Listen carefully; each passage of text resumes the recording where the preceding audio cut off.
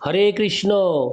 আজ 10ই আষাঢ় 1433 ও 25শে জুন 2026 বৃহস্পতিবার, পাণ্ডবা নির্জলা একাদশী। এই পবিত্র দিনে আমি ভাগবত পাঠ করছি। আজ আমি পাঠ করছি ভাগবতের চতুর্থ স্কন্দ, দ্বিতীয় ভাগ, ষড়বিংশতি অধ্যায়, পুরঞ্জনের মৃগয়ায় গমন এবং তার মহিষীর ক্রোধের শ্লোক 12 থেকে 14। অচ্যুতম কেশবম কৃষ্ণ দামোদরম রাম নারায়ণম জানকী বল্লভম। শ্লোক 12। আত্মা নমর্হয়াঞ্চক্রে ধূপালে পম্পস হরে কৃষ্ণ ধূপালে পস্রগাদিভি সাদ্যোলঙ্কৃত সর্বাঙ্গ মহিষামাদধে মনো। অনুবাদ। তারপর রাজা পুরঞ্জন উপযুক্ত অলঙ্কারে তার দেহকে সাজিয়েছিলেন। তিনি তার দেহে চন্দন লেপন করেছিলেন এবং গলায় ফুলমালা ধারণ করেছিলেন। এইভাবে তিনি সম্পূর্ণরূপে শ্রান্তি মুক্ত হয়েছিলেন। তারপর তিনি তার পত্নীর অন্বেষণ করতে শুরু করেছিলেন।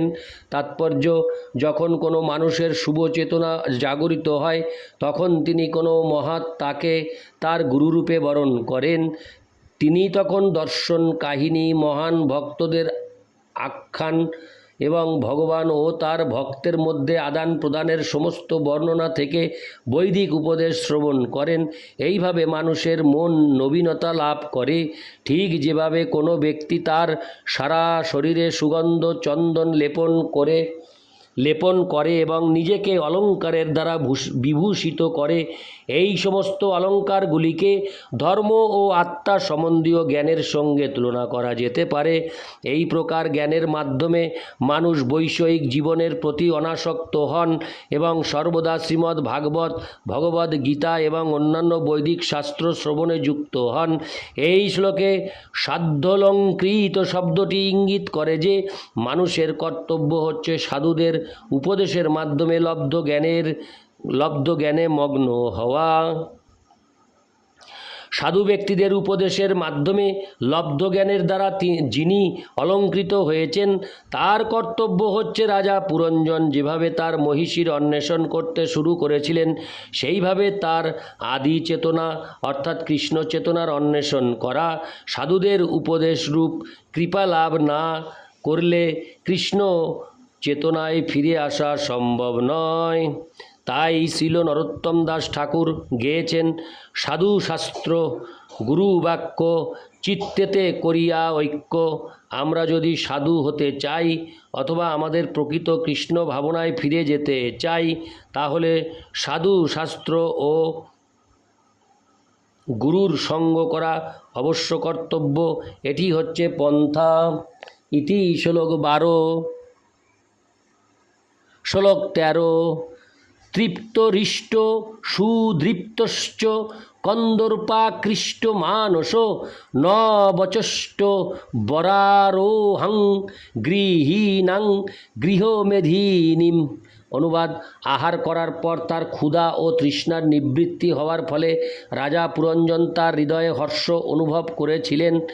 উচ্চতর চেতনায় উন্নীত হওয়ার পরিবর্তে তিনি কামদেবের দ্বারা মোহিত হয়েছিলেন এবং তার গৃহমেধি জীবনে যিনি তাকে সন্তুষ্ট রেখেছিলেন, তার সেই পত্নীর অন্বেষণ করতে শুরু করেছিলেন।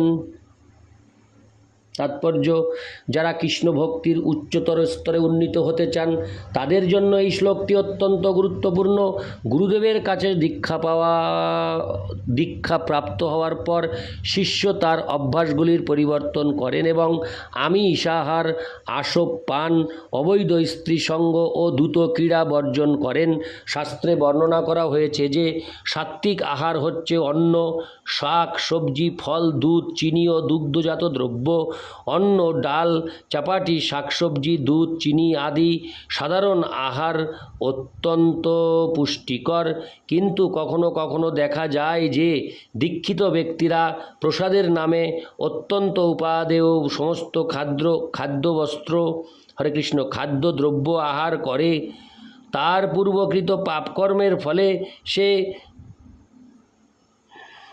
কামদেবের দ্বারা আকৃষ্ট হয় এবং প্রচুর পরিমাণে উপাদেয় খাদ্য ভোজন করে। স্পষ্টভাবে দেখা গেছে যে কৃষ্ণ ভক্তির মার্গে নবীন ভক্ত যদি অত্যাধিক আহার করে তাহলে তার অধঃপতন হয়। শুদ্ধ কৃষ্ণ ভাবনার স্তরে উন্নীত হওয়ার পরিবর্তে সে কামদেবের দ্বারা আকৃষ্ট হয়, তথাকথিত ব্রহ্মচারী স্ত্রীরূপ দর্শন করে বিচলিত হয় এবং বানপ্রস্থীরা তার স্ত্রীকে সম্ভোগ করার জন্য পুনরায় আকৃষ্ট হয়, অথবা যে অন্য আর একজন পত্নীর অন্বেষণ করতে শুরু করে। ভাবের আবেগে সে তার স্ত্রীকে ত্যাগ করে সাধু ও গুরুর সঙ্গ করতে আসে, কিন্তু তার পূর্বকৃত পাপকর্মের ফলে সে থাকতে পারে না।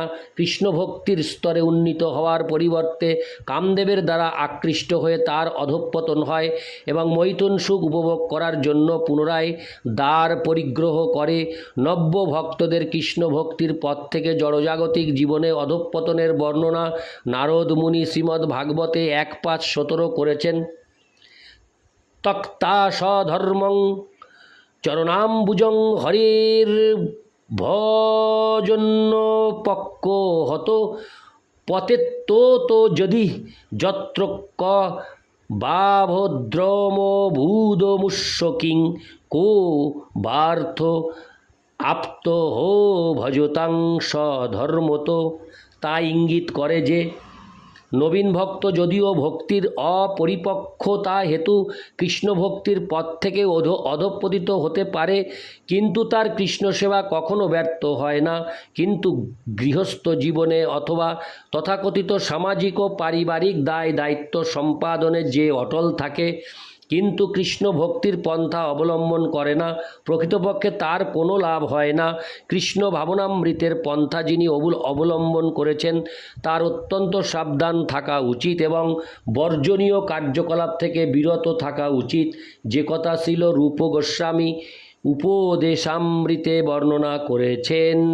অত্যাহার প্রয়াসশ্চ প্রজল্প নিয়মাগ্রহ জনসংঘর্ষ লৌলঞ্চ ষড়ভীর্ভক্তির বিনশ্যতি। নবীন ভক্তের অত্যাধিক আহার করা উচিত নয় অথবা প্রয়োজনাতিরিক্ত ধন সংগ্রহ করা উচিত নয়। অত্যাধিক আহার করা এবং ধন সংগ্রহ করাকে বলা হয় অত্যাহার। এই প্রকার অত্যাহারের জন্য মানুষকে অত্যন্ত প্রয়াস করতে হয়। উপর তারা দেখায় যে তারা যেন কত নিষ্ঠা সহকারে বিধি নিষেধগুলি পালন করছে, কিন্তু ভিতরে ভিতরে তাদের সংকল্প মোটেই দৃঢ় নয়। তাকে বলা হয় নিয়মাগ্রহ। অবাঞ্ছিত ব্যক্তিদের সঙ্গ করাকে বলা হয় জনসঙ্গ। এই প্রকার অবাঞ্ছিত ব্যক্তিদের সঙ্গ করার ফলে সাধক কাম ও লোভের দ্বারা প্রভাবিত হয়ে ভগবদ ভক্তির পথ থেকে অধঃপতিত হয়। ইতি শ্লোক 13। শ্লোক 14। অন্ত পুরস্ত্রিয়োঃ পৃচ্ছদীমনঃ ইব বেদিশৎ অপিব কুশলং রামা শেষ্যরীণাং যথা পুরা। অনুবাদ: তখন রাজা পুরঞ্জন একটু উদ্বিগ্ন হয়েছিলেন এবং তিনি অন্তঃপুরের রমণীদের জিজ্ঞাসা করেছিলেন, হে সুন্দরীগণ, তোমাদের অধীশ্বর হরে কৃষ্ণ তোমাদের অধীশ্বরীর সঙ্গে তোমরা পূর্বের মতো কুশলে আছো তো? তাৎপর্য: এই শ্লোকে বেদিশৎ শব্দটি মহারাজ প্রাচীন বর্হিকে ইঙ্গিত করছে। কেউ যখন ভগবত ভক্তের সঙ্গ প্রভাবে অনুপ্রাণিত হন এবং তার কৃষ্ণ ভক্তিকে জাগরিত করেন, তখন তিনি চিন্তা, অনুভূতি ও ইচ্ছা মনের এই কার্যকলাপগুলি সম্বন্ধে বিবেচনা করেন এবং স্থির করেন যে তিনি কি জাগতিক কার্যকলাপে ফিরে যাবেন না আধ্যাত্মিক চেতনায় অটল থাকবেন। কুশলম শব্দটি মঙ্গলের সূচক। কেউ যখন ভগবান শ্রীবিষ্ণুর সেবায় যুক্ত হন তখন তার গৃহ সম্পূর্ণরূপে মঙ্গলময় হয়ে ওঠে, কিন্তু কেউ যখন বিষ্ণু ভক্তি ব্যতীত অন্য কার্যকলাপে যুক্ত হয় অর্থাৎ জড়জাগতিক কার্যকলাপে যুক্ত হয় তখন সে সর্বদা উৎকণ্ঠায় পূর্ণ হয়ে ওঠে। সুস্থ মস্তিষ্ক সম্পন্ন মানুষের কর্তব্য তার মনের সঙ্গে পরামর্শ করা এবং চিন্তা, অনুভূতি ও ইচ্ছা, মনের এই সমস্ত কার্যকলাপগুলিকে কিভাবে সদ্য ব্যবহার করা যায় তা স্থির করা। কেউ যদি সর্বদা শ্রীকৃষ্ণের কথা চিন্তা করেন, কিভাবে তার সেবা করবেন সেই কথা ভাবেন এবং শ্রীকৃষ্ণের নির্দেশ পালন করতে ইচ্ছা করেন, তাহলে বুঝতে হবে যে তিনি তার বুদ্ধির সদুপদেশ গ্রহণ করছেন, যাকে বলা হয় মাতা। যদিও রাজার শ্রান্তি দূর হয়েছিল, তবুও তিনি তার পত্নীর খোঁজ করছিলেন। এইভাবে তিনি পরামর্শ করছিলেন, চিন্তা করছিলেন এবং ইচ্ছা করছিলেন কিভাবে তিনি তার উত্তম চেতনায় ফিরে যেতে পারেন। মন পরামর্শ দিতে পারে যে বিষয় ভোগের ফলে সুখী হওয়া যায়, কিন্তু যিনি কৃষ্ণ ভক্তির মার্গে অগ্রসর হয়েছেন তিনি জড়জাগতিক কার্যকলাপের মাধ্যমে সুখভোগ করার চেষ্টা করেন না। সেই কথা ভগবত গীতায় 2:59 বিশ্লেষণ করা হয়েছে। বিষয়া বিনিবর্তন্তে নিরাহারস্য দেহিনঃ রসবর্জ্যং রসোপোষ্য পরং দৃষ্টা নিবর্ততে। জীবাত্মা বিষয় ভোগ থেকে নিবৃত্ত হতে পারে, কিন্তু তা সত্ত্বেও বিষয়ের প্রতি তার আসক্তি থেকে যায়। কিন্তু কেউ যখন উচ্চতর রস আস্বাদন করে নিম্নতর বিষয়ের কার্যকলাপ থেকে নিবৃত্ত হয়, তখন তার চেতনা স্থির হয়। ভগবত ভক্তির শ্রেষ্ঠ কার্যকলাপে যুক্ত না হওয়া পর্যন্ত বিষয়ভোগের প্রতি অনাসক্ত হওয়া যায় না। পরং দৃষ্টা নিবর্ততে। কেউ যখন বাস্তবিকভাবে ভগবানের সেবায় যুক্ত হন, তখনই কেবল তিনি জড়জাগতিক কার্যকলাপ থেকে নিবৃত্ত হতে পারেন। ইতি শ্লোক 14। অচ্যুতম কেশবম কৃষ্ণ দামোদরম রাম নারায়ণম জানকী বল্লভম। হরে কৃষ্ণ।